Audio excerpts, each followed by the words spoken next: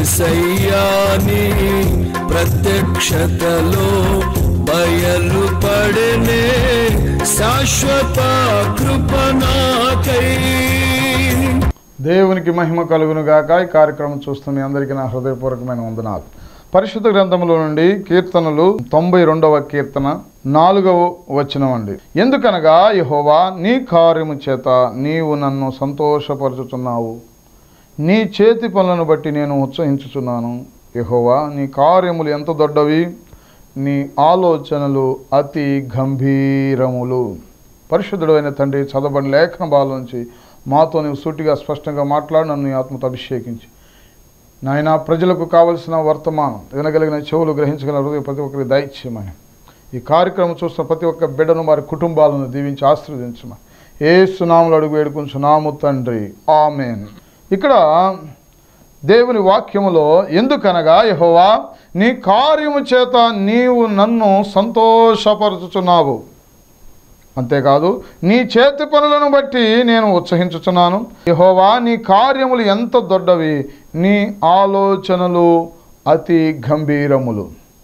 దేవుడు మన పట్ల కలిగిన ఆలోచనలు, దేవుడు మన పట్ల కలిగిన ప్రణాళిక, దేవుడు మన పట్ల కలిగిన ఆ ఉన్నతమైన కృప ఎంతో ఉన్నతంగా ఉన్నది. అంతేకాదు ఆయన మనల్ని సంతోషపరచాలని ఆయన మనల్ని ఎన్నుకున్నాడు, ఏర్పాటు చేసుకున్నాడు. నిత్య సంతోషానికి కారకులుగా, నిత్య సంతోషం మన తలల మీద, నిత్యానందం మన తలల మీద ఉండాలని, ఆయన సన్నిధిలో మనం ఆనందించే వారిగా ఉండాలని, మన దుఃఖమును నిట్టూర్పును ఆయన ఎగరగొట్టడానికే దేవుడు మనను ఎన్నుకున్నాడు. దుఃఖమునకు ప్రతిగా ఉల్లాస వస్త్రములు ఆయన మనకు ధరింప చేయాలని ఆయన మనను ఎన్నుకున్నాడు. దేవునికి స్తోత్రం కలుగును గాక. కాబట్టి విచారమును కొట్టివేసి నిత్యానందము మన తలల మీద ఉంచటానికే ఆయన మనను ఏర్పాటు చేసుకున్నాడు. అందుకని ఆయనలో మనం ఆనందించాలని ఆయన కోరుకుంటున్నాడండి. దేవుని రాజ్యము భోజనము పానము కాదు కానీ నీతి సమాధానం పరిశుద్ధాత్మ యందలి ఆనందము అని రాయబడింది. ఈ ఆనందం అనేది అనుభవించిన వారికి మాత్రమే తెలుస్తుందండి. ఇది మాటల్లో చెప్పనాశక్యమైన ఆనందం. ఆయన రక్షణ పొందిన వారి యొక్క జీవితాలలో కలిగే ఆనందం అది అనుభవిస్తే తప్ప, రుచి చూస్తే తప్ప తెలియదండి. అందుకని యెహోవా ఉత్తముడని రుచి చూచి తెలుసుకొనుడి అని దేవుని వాక్యం రాయబడింది. ప్రభువు దయాళుడని రుచి చూసి తెలుసుకొనమని దేవుని వాక్యం సెలవిస్తుంది. కాబట్టి ఈ యొక్క ఆనందము ఏమండి మన మీద ఏలుబడి చేస్తున్న శాపపు కాడి మొత్తం, మనలో ఉన్న పాపం మొత్తం తొలగిపోయి అద్భుతమైన సంతోషము ఆనందము హృదయములో కలగజేస్తాడు, అంతరంగములో మనకు కలగజేస్తాడు. చాలామంది పైకి మాత్రం నవ్వుతూ ఉంటారు కానీ లోపల విచారం, లోపల ఏమండి ఏదో ఒక ఇబ్బంది సమస్య, ఏదో ఒక ఏమండి విచారం లాగుతానే ఉంటుంది, ఏదో ఒక బాధ, ఏదో ఒక శోధన. దేవుడు మనలో ఉన్న ఆ పరిస్థితులన్నీ మార్చగలిగిన దేవుడు. మన అంతరంగములో మనం వర్ణింపచే శక్యము కాని ఆనందమును మనలో ఆయన కలగజేస్తాడు. ఎలాగంటే ఆయన చేసే కార్యములను బట్టి. ఇక్కడ అదే అంటున్నాడు, నీ కార్యము చేత నీవు నన్ను సంతోషపరచుచున్నావు. దేవునికి మహిమ కలుగును గాక. ఒక 3 సందర్భాలు మనం చూసి ఈరోజు అనేకమైన రైతుల్లో మనం మాట్లాడదాం. దేవుని యొక్క వాక్యాన్ని ధ్యానం చేద్దాం. అపోస్తుల కార్యముల గ్రంథం 8వ అధ్యాయం 5వ వచనం. అప్పుడు ఫిలిప్పు సమరయ పట్టణముల వరకును వెళ్ళి క్రీస్తును వారికి ప్రకటించుచుండెను. జనసమూహములు విని ఫిలిప్పు చేసిన సూచక క్రియలను చూచినందున అతడు చెప్పిన మాటల యందు ఏక మనసుతో లక్ష్యముంచగా అనేకులను పట్టిన అపవిత్రాత్మలు పెద్ద కేకలు వేసి వారిని వదిలిపోయిన. పక్షవాయువు గలవారు, కుంటివారును అనేకులు స్వస్థత పొందిరి. అందుకు ఆ పట్టణంలో మిగుల సంతోషము కలిగెను. దేవునికి మహిమ కలుగునుగాక. ఇక్కడ సందర్భం ఏమిటంటే యెరూషలేములో ఉన్న సంఘమునకు చాలా శ్రమ కలిగింది, హింస కలిగింది. అక్కడ నుండి శిష్యులందరూ కూడా చెదిరిపోయారు. ఆయా ప్రాంతాలకి చెదిరిపోయిన వారు సువార్తను ప్రకటిస్తూ ఉన్నారు, దేవుని మాటను ప్రకటిస్తున్నారు. ఫిలిప్పు కూడా సమరయ పట్టణంలో వెళ్ళి అక్కడ క్రీస్తును వారికి ప్రకటించాడండి. ప్రకటిస్తూ ఉండగా వాళ్ళు జనసమూహములు విని పిలుపు చేసిన సూచక్రియలందు చూచి, అంతేకాదు అతడు చెప్పిన మాటలు ఏందంట ఏక మనస్సుతో లక్ష్యం ఉంచారు. దేవుని వాక్యాన్ని మనం శ్రద్ధగా వినేటప్పుడు దేవుని మాట గనక చక్కగా శ్రద్ధగా మనం ఆలకించినప్పుడు దేవుడు మన జీవితంలో కూడా ఇలాంటి కార్యాలు దేవుడు జరిగిస్తాడు. పిలుపు చెబుతున్న మాటలు వారు ఏక మనసుతో వారు లక్ష్యం ఉంచారంట. లక్ష్యం ఉంచినప్పుడు అనేకులను పట్టిన అపవిత్రాత్మలు పెద్ద కేకలు వేసి వారిని వదిలిపోయాను. దేవునికి మహిమ కలుగును గాక. హల్లెలూయా. ఇలా వాక్యం చెప్తూ ఉన్నాడు. వాక్యం చెప్తూ ఉండగానే వాళ్ళు శ్రద్ధగా ఆలకిస్తున్నారు. ఆ శ్రద్ధగా ఆలకిస్తూ ఉండగానే వారిలో ఉన్న అపవిత్రాత్మలు, వారిలో ఉన్న భయంకరమైన శక్తులన్నీ కూడా వారిని విలవల్లాడించి అక్కడి నుంచి పెద్ద కేకలు వేసి అక్కడి నుంచి వారిని వదిలి వెళ్ళిపోయినట్లుగా మనం చూస్తున్నాం. అలాగే ఇలా చెప్తూనే ఉన్నాడు, వాక్యం చెప్తూనే ఉన్నాడు. పక్షవాతం కలిగిన వారు వింటున్నారంట. అక్కడికి వచ్చి ఆ వాక్యాన్ని వింటున్నారంట. పక్షవాతం కలిగిన వారు వింటూ ఉండగానే వారికి వెంటనే స్వస్థత కలిగినట్లుగా చూస్తున్నాం. దేవునికి మహిమ కలుగును గాక. అంతేకాదు అనేకులు కుంటివారు వచ్చారంట. ఇలా వాక్యం చెప్తూ ఉండగానే ఆ వాక్యము వారు ఎలాగైతే శ్రద్ధగా విని ఆ వాక్యం మీదే వారి మనసు ఏక మనసుతో ఏక మనసు అంటే వాక్యం మీదే అందరూ కూడా మనసు పెట్టారో వినుట వలన విశ్వాసం కలుగుతుంది కనుక దేవుని యొక్క సువార్త ప్రకటిస్తూ ఉండగా ఆ వాక్యాన్ని విన్న ప్రతి ఒక్కరు జీవితాలలో గొప్ప కార్యాలు జరిగినాయి. కుంటివారు కూడా స్వస్థత పొందారంట. దేవునికి స్తోత్రం కలుగునుగాక. హల్లెలూయా. ఆయనకు అసాధ్యమైన కార్యం అంటూ ఏది లేదు, నువ్వు నమ్మగలిగితే. అందుకనే ఆయన అంటాడు, నమ్ముట నీ వలనైతే నమ్మువానికి సమస్తమును సాధ్యమే అన్నాడు. దేవునికి స్తోత్రం కలుగునుగాక. ఇప్పుడు చాలామంది చాలామంది అనే మాట ఏమిటంటే, యేసు ప్రభు స్వస్థపరచగలిగితే, యేసు ప్రభు కార్యం చేయగలిగితే ఇవన్నీ ఎందుకు అని చాలామంది అంటున్నారండి. కానీ మనం నమ్మలేకపోతున్నాం కాబట్టి వేరే ప్రత్యామ్నాయాల దగ్గరికి వెళ్తున్నాం. నువ్వు నమ్మగలిగితే ఆయన చేయలేని కార్యం అంటూ ఏది లేదు. దేవుని స్తోత్రం కలుగునుగాక. హల్లెలూయా. ప్రియులారా గమనించండి, ఆయన అనేకమైన అద్భుతాలు ఆశ్చర్యకార్యాలు ఆయన ఈ భూలోకంలో ఉన్నప్పుడు చేశాడు. అంతేకాదు తన శిష్యులు కూడా అనేకమైన అద్భుతాలు ఆశ్చర్యకార్యాలు చేశారు.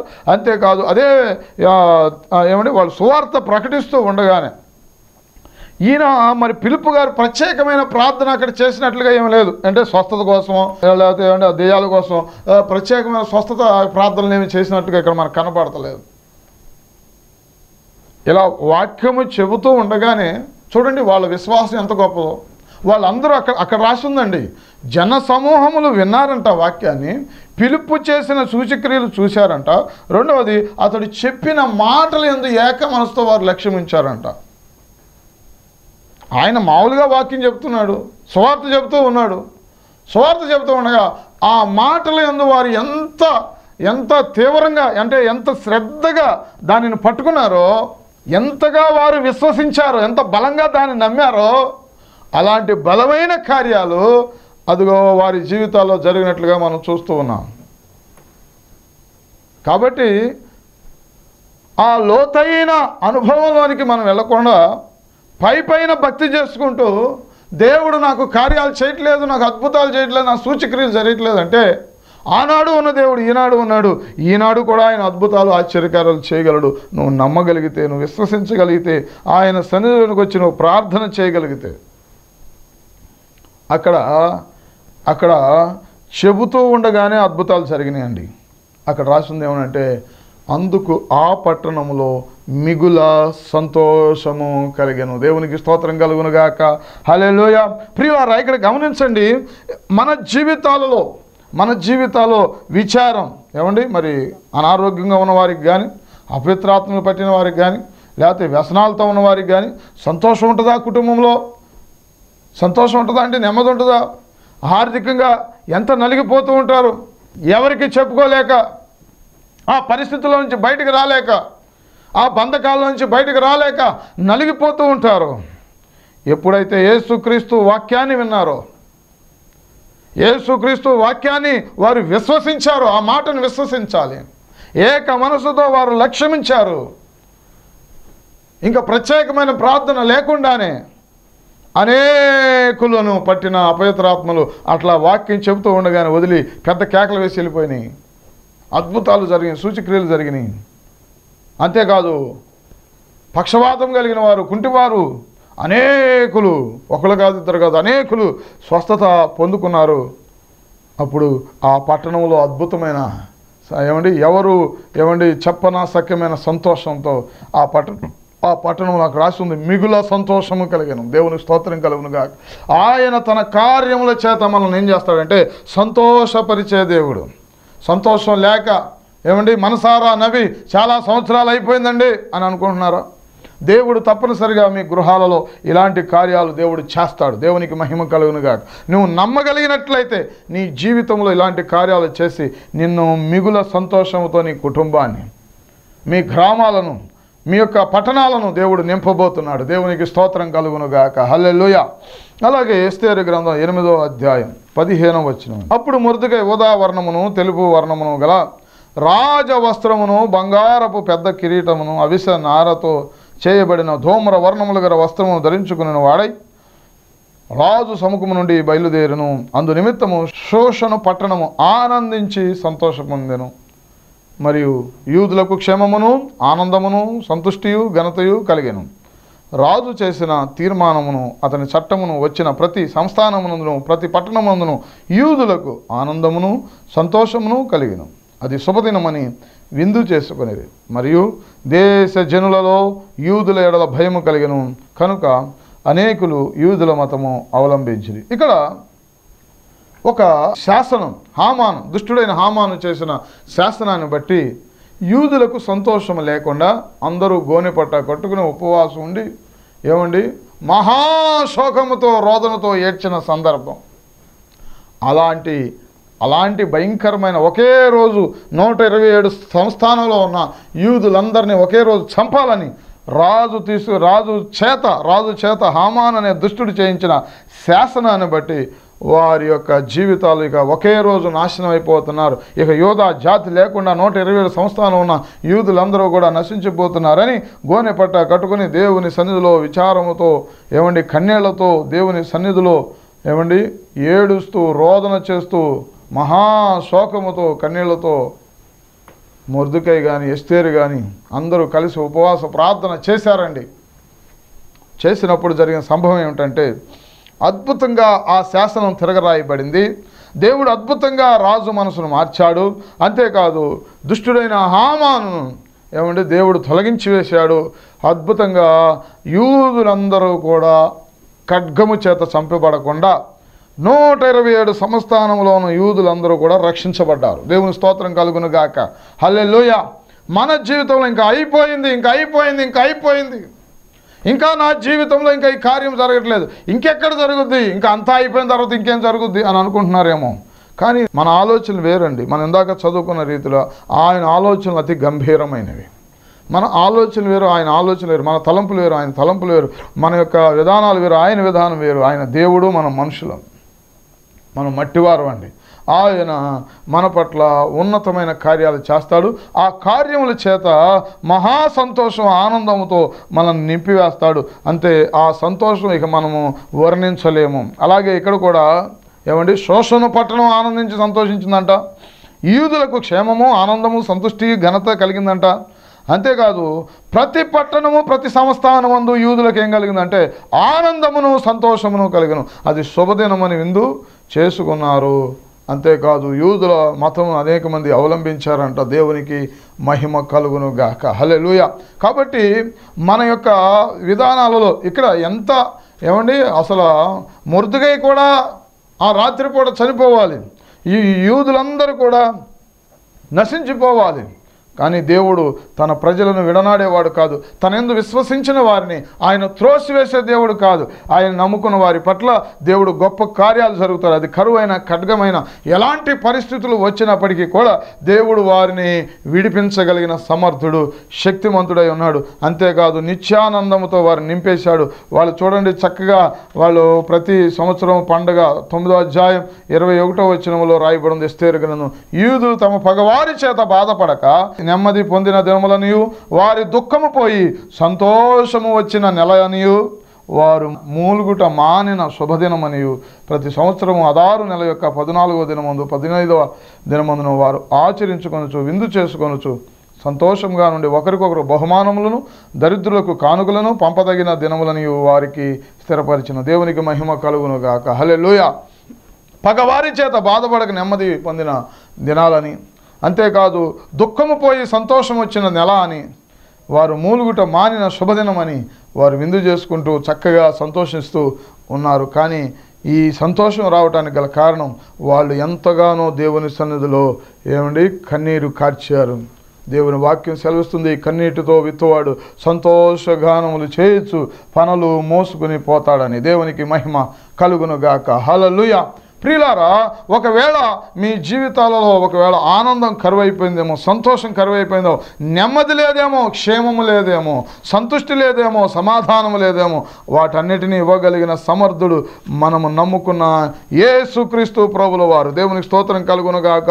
ఇంకా ఎవరైనా ఆయనందు విశ్వసించకపోయినట్లయితే ఆయన ఇచ్చే సంతోషం ఈ లోకములో ఎవరు ఇవ్వలేరండి. దేవునికి మహిమ కలుగునుగాక. హల్లెలూయా.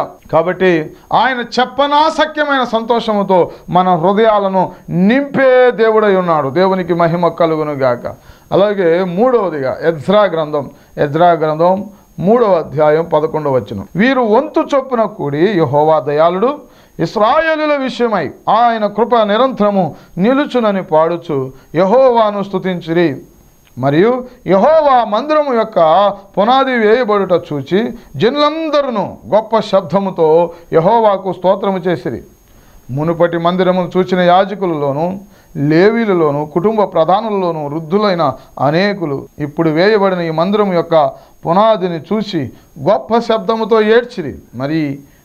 మరి అనేకులు సంతోషము చేత బహుగా అరిచిరి. ఏది సంతోష శబ్దమో ఏది దుఃఖ శబ్దమో జనులు తెలుసుకొనలేకపోయిరి. జనులు గొప్ప ధ్వని చేస్తున్నందున ఆ శబ్దము బహుదూరము వినబడెను. ఇక్కడ కూడా ఇశ్రాయేలీయులు యూదులైన వారు చెరలోనికి వెళ్ళిపోయి 70 సంవత్సరాలు బబులోను చెరలో ఉండి అక్కడ నుండి దేవుని యొక్క మహాకృప చేత దానియేలు చెరలో ఉన్న ప్రవక్తలు ఇర్మియా, ఎజ్కేలు వీళ్ళందరూ చేసిన ప్రార్థనలు ఆలకించిన దేవుడు అద్భుతంగా తాను చెప్పినట్లుగా 70 సంవత్సరాల తర్వాత వారి పట్ల కలిగి ఉన్న ఉద్దేశాన్ని నెరవేర్చి, ఆ సమాధానకరమైన ఉద్దేశాలు నెరవేర్చి కోరేషు రాజుని ఏర్పాటు చేసి, కోరేషు చక్రవర్తిని ఏర్పాటు చేసుకుని, కోరేషు ద్వారా వారికి చెరలో నుండి విడుదల కలగజేసి వారు యెరూషలేముకు లేదా ఇశ్రాయేలు దేశానికి వచ్చి ఆ యెరూషలేములో కోరేషు చెప్పాడు, మీరు వెళ్ళి మీ దేవుడైన యెహోవాకు మందిరం కట్టండి అని. కట్టమన్నప్పుడు వాళ్ళు యెరూషలేముకు వచ్చి ఆ మందిరానికి పునాది వేశారు. దేవుడు చేసిన కార్యం, ఎందుకంటే ఇంతకు ముందు జరిగిన సంభవాలన్నీ ఎరిగిన అక్కడ వృద్ధులు చాలామంది ఉన్నారు. అంటే చెరలోనికి వాళ్ళు వెళ్ళినప్పుడు ఏం జరిగిందో నెబుకద్నెజరు వచ్చి మందిరాన్ని కూలగొట్టేసి మందిరాన్ని కాల్చేసి ఉపకరణాలు వారి యొక్క దేశానికి తీసుకువెళ్ళిపోయి మందిరంలో ఉన్న యవనస్తులందరినీ ఖడ్గం చేత చంపేసి, అంతేకాదు ఇక్కడున్న యవనస్తులను తీసుకువెళ్ళి మళ్ళీ వాళ్ళ దేశానికి తీసుకువెళ్ళి మిగిలిన యవనస్తులను వాళ్ళ దేశానికి తీసుకువెళ్ళి అక్కడ నపుంసలుగా మార్చేసి మందిరము లేకపోతే వారి గృహాలు మొత్తం పాడుదిబ్బగా, యెరూషలేము పాడుదిబ్బగా చేయబడిన ఆ విషయాలన్నీ ఎరిగిన వారు ఉన్నారు. మళ్ళీ ఈ యెరూషలేములో మందిరం కట్టబడుద్దా?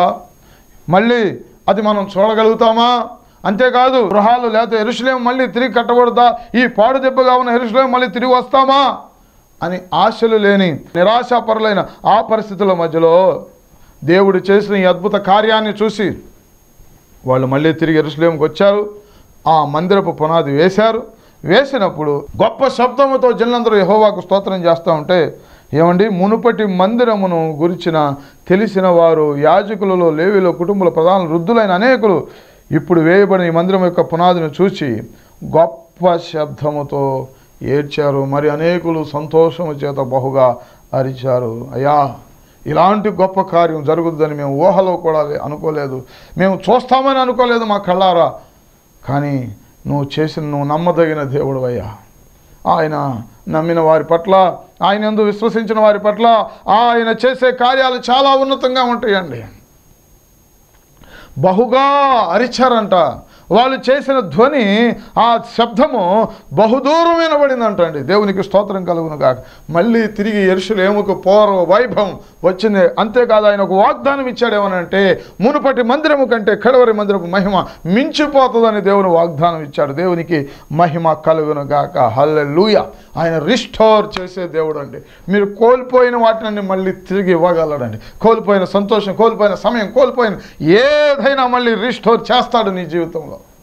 తప్పనిసరిగా నువ్వు ఏది కోల్పోయావు, ఆరోగ్యం కోల్పోయావా, ఏ విషయంలో నువ్వు కోల్పోయావు అని బాధపడుతున్నావు, మళ్ళీ తిరిగి ఆయన కోల్పోయిన వాటిని నీకు అనుగ్రహించి నీ జీవితంలో చెప్పనాశక్యమైన సంతోషముతో ఆయన నింపివేస్తాడు. అక్కడ రాసి ఉందేమనంటే, ఏది సంతోష శబ్దమో ఏది దుఃఖ శబ్దమో జనులు తెలుసుకోవాలి. ఎందుకంటే జనులు గొప్ప ధ్వని చేశారంట.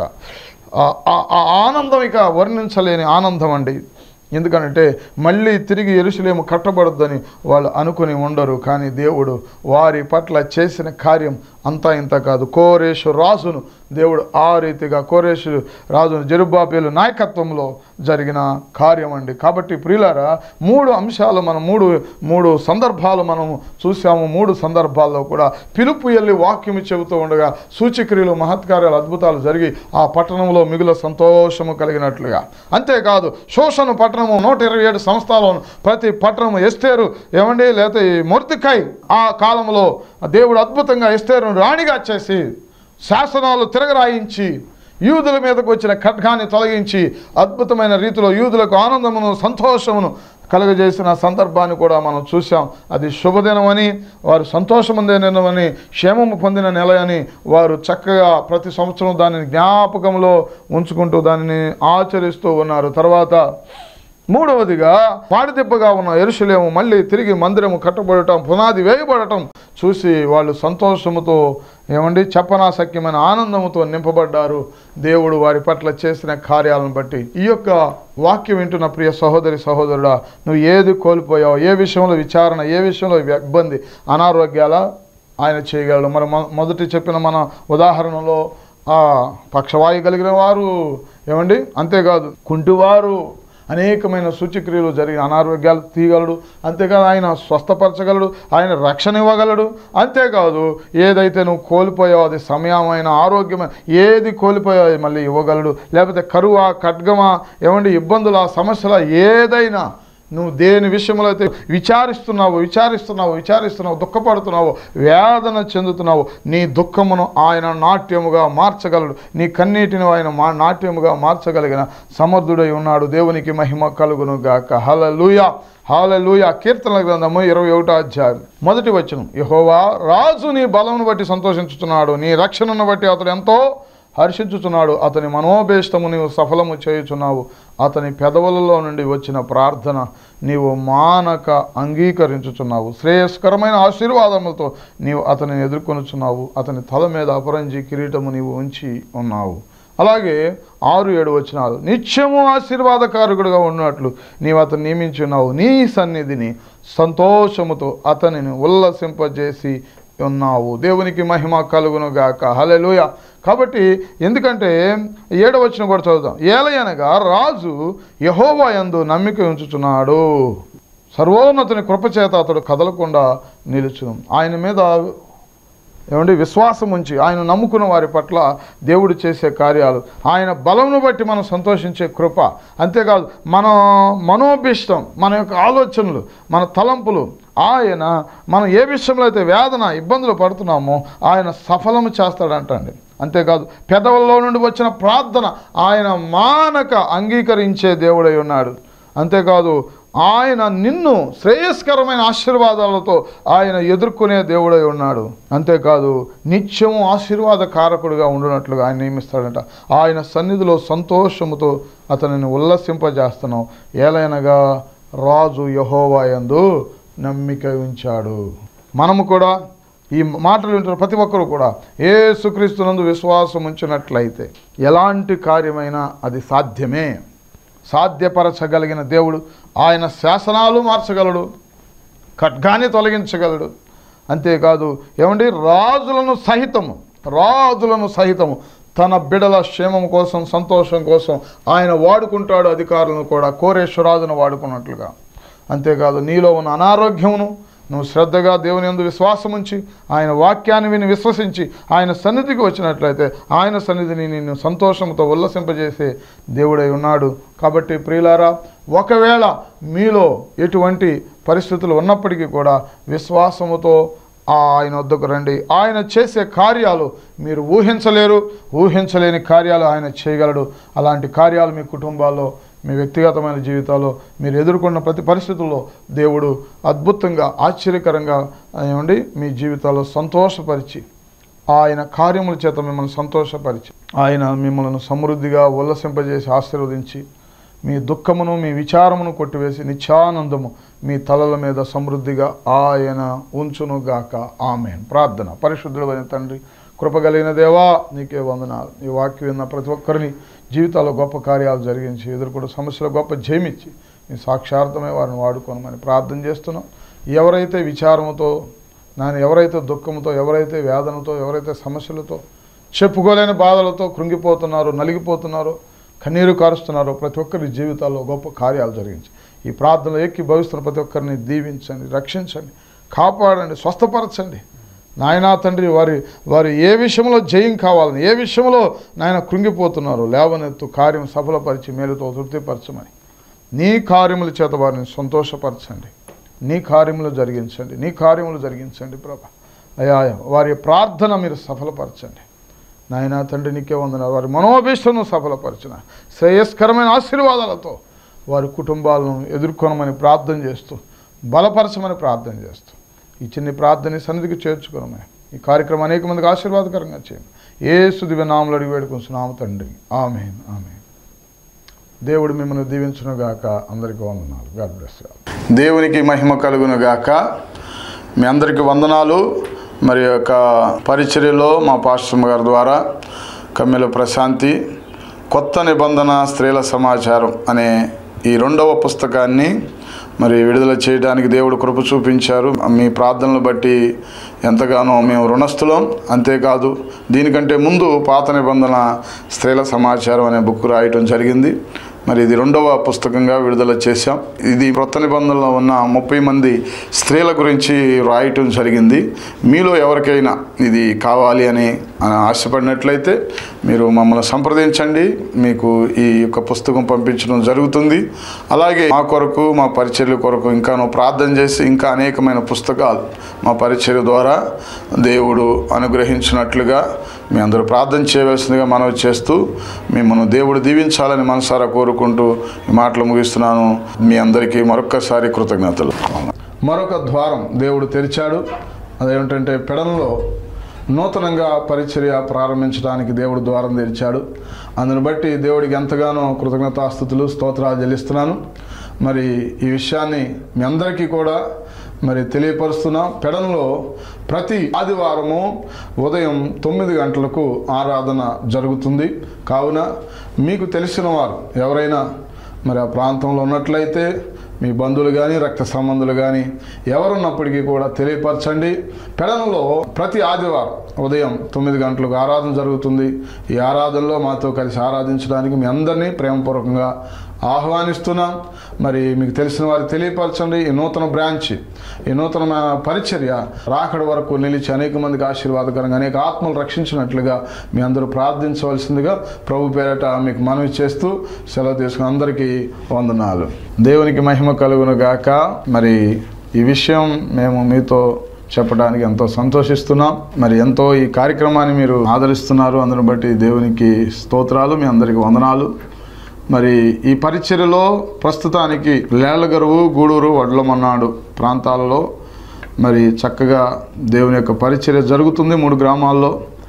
అయితే దేవుని యొక్క దర్శనం మేరకు గత 2 సంవత్సరాల నుంచి కనిపెట్టి ప్రార్థన చేసి దేవుడిచ్చిన దర్శనం మేరకు మరి లేళ్లగరువు నుండి సుమారు 100 కిలోమీటర్ల దూరం మరి బాపట్ల జిల్లా కర్లపాలెం అనే గ్రామంలో దేవుడు చూపించిన దర్శనాన్ని బట్టి మరి నూతనంగా పరిచర్య ప్రారంభించడానికి దేవుడు సహాయం చేశాడు.